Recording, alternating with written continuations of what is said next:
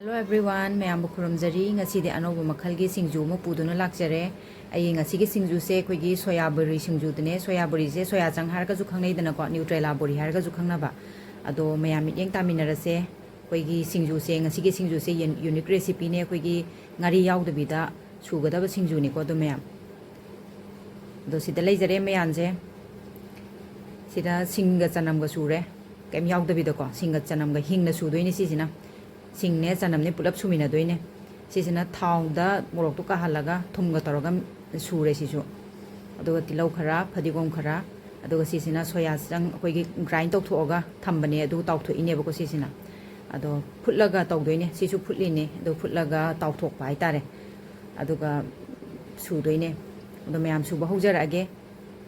दो ngасai aina semaga thamiba ginger kanu duga singa chanamga subudune morokka thumga metpadune ngari yaudabini ko maya adu taraga pulap metminarane ba sumaina duga achawbasina ne aina chawna chaningba kangbu khoigi chawna chaningba su yawra idana marakta ade akupasina khoigi adum kai hai tare khoi saibada nungai bado adu dugi aina kitang crunchy oina ba na ina tawthokpane ko grind toraga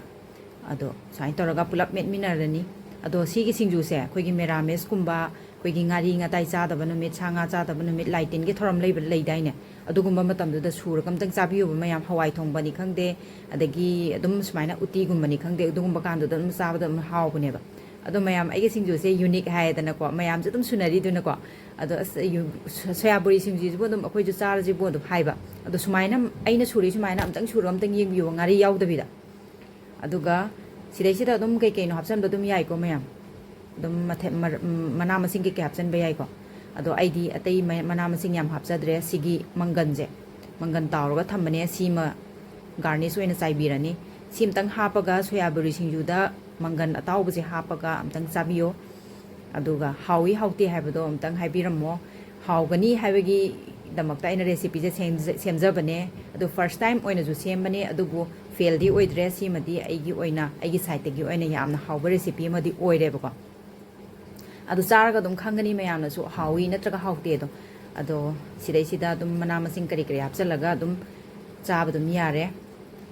अदो दुम हावबनी से यम हावे अइना चाबदसु को अदो मयाम हावे हाइबगिने अइना recipe से upload तौजरैसे अदो आई कैनोमदी उच्चरके सिदैसिदा आइगी हिंगोलजिदा को कोइगी टेस्टनेस तौगदोरिबा मी महाबलीगी योंगदो अदुगुम्बा अमा खरा लैयेबा स्वाइसिदा अदो मोइसे तु थोगले तु सियाम तपनागा चत्रसे गमलागा जे आतान चिंगथोमदोइने तु चिंगथोकदोइने वालजिदा नप नपना लोइ लैदोइने बसे मी लैत्रकानने गमला जे आतान तान चिंगथोगा थममदोइने सोरोकोका चिंगमबगा यावे अदो आइगिसिना आइगी स्मॉल गार्डन हाइतारे मफमदि जगादि लैत्रबनिना को स्वाइसिदा आइना थम्मे थोंनाव मयासिदा थादि याम थाजनिंगबा थाबमदि लैतबा मोइ योंजिंजिनाने फरक याम तायेबको अदो मोइगिसु मचत हाइतारे मोइगी बिहेवियर निना कोइना करी हारुनी स्वाइदा लुम्मा लेरमी चिंगदोइगे अदुसिदा आइना कैनो खरा थाबने मनी प्लांट से सुइ सांगदा लोरे वांखले एसुम अचत अवोकना मीना हाइने जंगल माली एगी जगह से अतैदि पुको को एदना को अदो आइगी जगह से दंग संट्रिक संगागा कोइगी मना मसिंग मयाम थारगा संग संगै लेरमनिना को जंगल माली हाइनरी अदा आइना थारगा सी मिट से इंगे नैना थाबने अदो तुनिंग खोक्से तु फनाम चावरे हेक्तोकपदि पामुये अदुबो आइना वीडियो सिगिदमक्ता आइना हे अगेन हेक्चरबनेबको यामदि कनो तौबने पामु पामुना सी हेक्सिरा ना खल्ला खल्ला का हेक्पदा तौरिने मनाजे याम पामुना सिदे येन हौद्रेबा अदो सनादे हेना तांगबा मना मसिंग हायो हाइ तारगदि समना हायबदा संजीवनी बुट्टी गायबदो खोइगी यामना तांगबा हाइ तारे संजीवनी बुट्टी मेडिसिनल प्लांट गाक्तने आइना थाजरिसे मना मसिंगदा खोइगी मणिपुर की ओइना मयामनादि खंगदबको सी चारगा करी काने हाबदो लोय खंगनरिने खोइरोंगददि मोइदि खंगदबनिना को लै ओइरो कोइनिंगिने मोइदि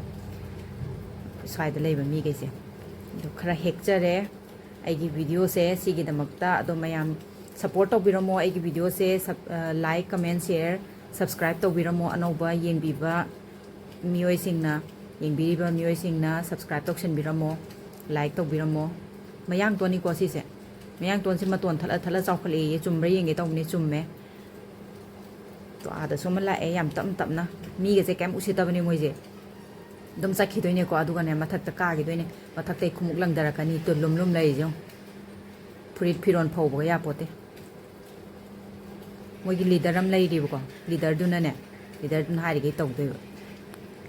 adu sida leisare ai ge garnish tawjare ngasagi aina hekjaba mana masing maroi mapang jingdo adu sida di maroi mapang do phasana phangdrabani no ko yamna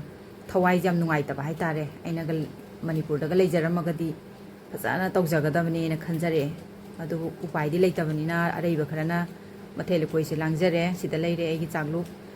singju leire sida mayam try torogam tang yengbiyo aduga ano video upload adum tawjarake makhal mathel mayam ama mayam support tawbiramo mayam gi support tawdragadi ama khaktanga subscribe ka lakpaje yam kai haitare koi gi ama henkalambaga thawai yam haraudu boyebo ko adumaina support amtang tawbiramo subscribe tawbiramo like comment share tawbiyo mayamna nungsibidana aiju anoba channel je hangjabane kaimta khangdribo ko so thank you for watching my video thank you so much